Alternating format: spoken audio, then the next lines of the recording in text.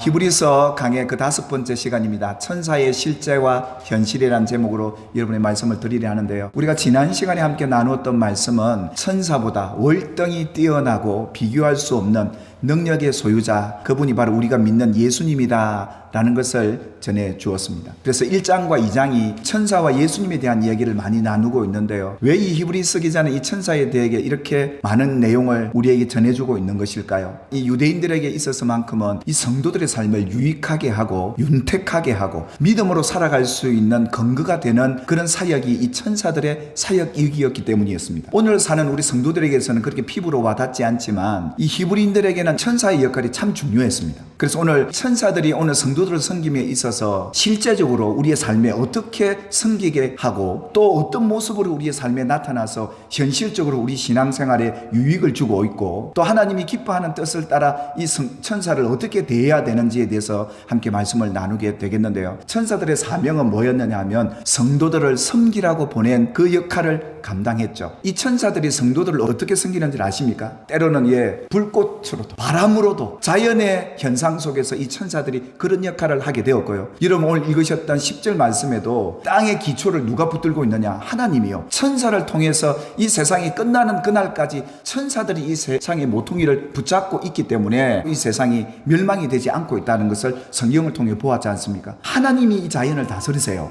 이 세상 만물을 다스리는데 때로는 자연스럽지 못하도록 이적을 보이세요. 바람이 불지 않을 때 바람이 불게 하기도 하고 때로는 불을 일으켜서 성도들을 지키고 보호하는 이 역할을 천사들이 했는데요. 그런데 이런 역할뿐만 아니었습니다. 성도들을 섬기는 데 있어서 천사들의 역할은 이런 것이었습니다. 자 볼까요? 마태복음 18장 10절 예수님께서 성도들을 향해서 그랬습니다. 너희가 작은 자 보잘것없는 성도들일지라도 무시하거나 그들을 업수히 여기지 말라 그랬습니다. 그 이유가 뭐였냐면 그 성도에게 천사들이 있다는 겁니다. 하나님이 성도들에게 다 보내어진 천사가 있는데 오늘 누가 뭐라고 얘기했다라는 것을 천사들이 듣고 하나님 앞에 가지고 가서 보고를 한다는 겁니다.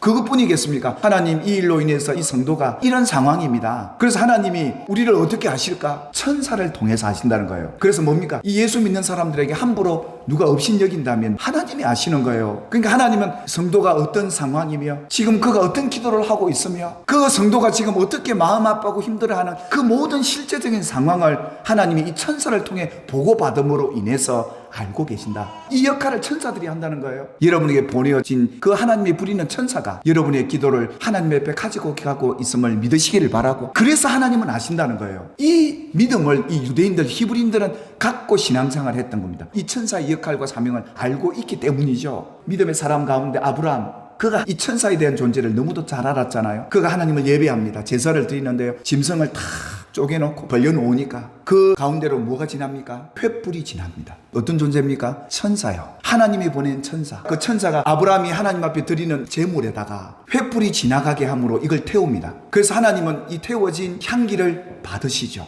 하나님 앞에 올려드리는 이 예배를 천사가 그대로 하나님 앞에 가지고 올라간다면 여러분이 믿음으로 하나님 앞에 드리는 이 예배를 하나님이 이 천사를 통해 보고받은 대로 받으신다 이겁니다. 여러분의 그 헌신도 받으시고 여러분의 예배의 그 현장도 천사를 통해서 받고 계시는 분이 하나님이시다 라는 것을 기억하시기를 주님의 이름으로 축원합니다. 그뿐이겠습니까? 야곱이 형을 피해 도망을 가는데 그 광야 가운데 하늘의 별들을 쳐다보면서 땅바닥에서 돌베개 함고 잠을 자지 않습니까?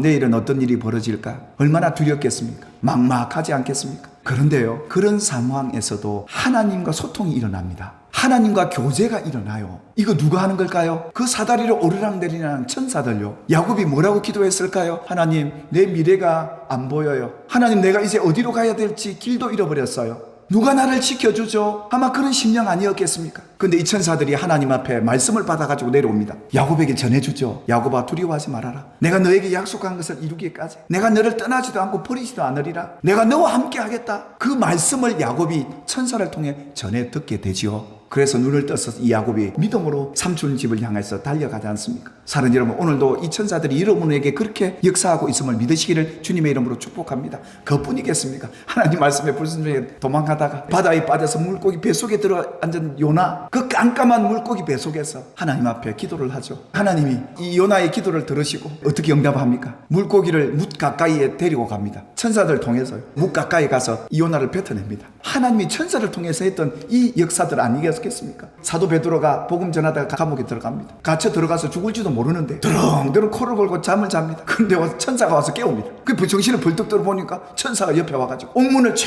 열어줍니다. 천사가 인도합니다. 누구를요? 베드로를. 그러니 이 유대인들은, 이 히브리인들은 이 천사의 역할과 이 사명을 알고 경험했던 성도들은 오늘도 이 천사들이 나를 돕고 있구나 라는 생각을 했던 것이지요. 어찌 그 천사들이 성경 속의 인물들만 그렇게 역사하겠습니까? 변함없는 이 하나님께서 천사들을 통해서 지금도 이 일을 하고 계시고 앞으로도 여러분에게 이 일을 할 천사들이 있음을 알고 깨닫게 되기를 주님의 이름으로 축원합니다. 두 번째 시간에는요, 하나님이 천사 같기도 하고요, 천사가 사람 같기도 하고, 사람이 천사 같기도 하고, 천사가 하나님 같기도 한 이런 사건들이 성경에 많이 기록되어져 있음을 우리는 찾아보게 되는데요. 좀 전에 말씀드렸던 것처럼 이 베드로가 감옥에 갇혔을 때 이 문을 열어주는 이가 바로 천사였습니다. 그러니까 베드로도 보고 깜짝 놀랐어요. 아니, 누가 이 문을 열었지? 아, 하나님이 내게 천사를 보내서 문을 열어줬구나. 그래서 천사가 이리 가르쳐서 이 길로 가고 저 길로 가서 성도들이 있는 곳으로 가자. 그래서 베드로가 나와서 성도들이 함께 기도하는 그 현장에 기도실로 왔는데 문을 똑똑 두드립니다. 안에 사람들 난리가 난 거 아닙니까? 베드로 사도가 감옥에 갇혀 있다고 생각하니까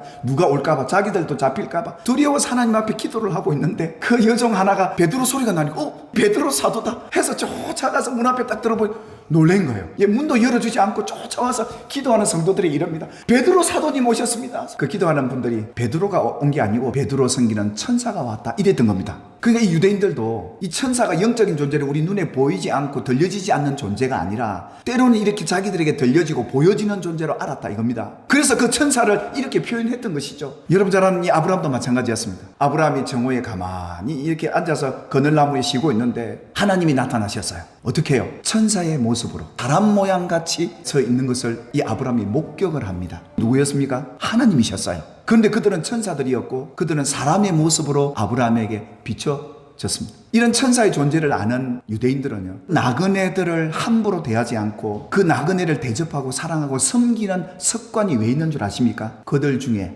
하나님이 보낸 천사가 있을 줄 그들은 알고 있었고, 그 천사를 섬기는 것이 하나님을 섬기는 것인 줄 알고 있었고, 그리고 그 사람을 섬기는 것이, 그 성도를 섬기는 것이 성도만 섬기는 게 아니라 하나님이 보낸 천사, 곧 보내신 하나님을 섬기는 그런 믿음과 신앙을 갖고 있기 때문에 나그네를 그렇게 대접을 했던 것이죠. 히브리서 2장 7절에도 그렇게 말씀하시잖아요. 이 히브리서 기자가 그래요. 예수님을 두고 그를 잠시 동안 천사보다 못하게 하셨다 그럽니다. 왜 그렇습니까? 예수님이 인간의 몸을 입고 오셨기 때문에 사람들이 볼 때 천사보다 못한 존재로 여길 수 있었다 이겁니다. 그러나 그는 하나님의 아들이었고 더 아름다운 기업을 이을 상속자였음을 얘기하면서 예수님을 무시하고 예수님을 십자가에 못 박아 죽이게 했던 이 히브리인들의 사고 속에 예수님을 천사보다 못하게 보았다라고 이렇게 얘기를 했던 것이죠. 이 야곱이 또한 하나님과 교제하는 이 시간에 어떤 일이 벌어집니까? 야복강에서 천사와 씨름을 합니다.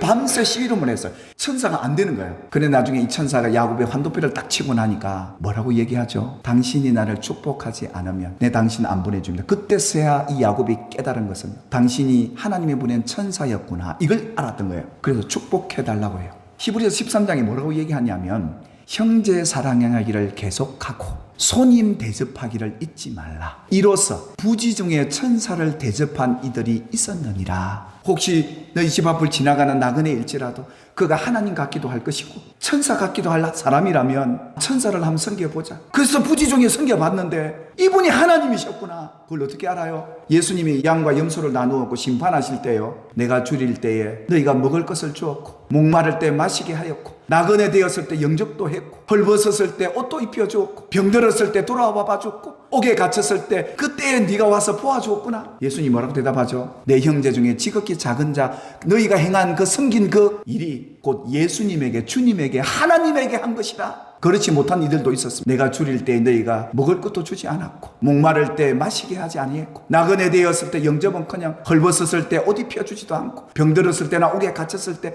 돌아보지도 않았던 너희들이 바로 내게 너희가 그렇게 한 것이구나. 이 천사에 대한 말씀을 들으면서 남을 함부로 없인 여기서도 안 되겠고 사람 같고 천사같이 하나님 같은 이들 어떻게 사랑하고 섬겨야 될까? 이것이 하나님 앞에 서는 우리들에게 두려운 기도 제목이더라고요. 하나님 같은 천사 같은 사람들 아름답게 사랑하고 섬기는 저와 여러분이 되기를 주님의 이름으로 축복합니다.